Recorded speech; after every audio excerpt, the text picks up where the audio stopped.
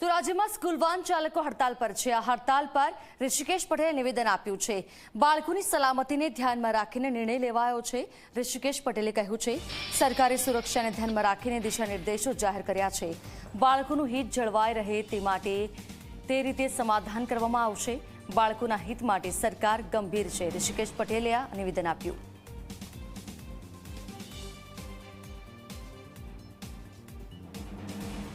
સ્વાભાવિક છે, છેલ્લો જે બનાવ બન્યો કરુણ બનાવ બન્યો અને કરુણ બનાવના અનુસંધાને કોઈ પણ બાળકનું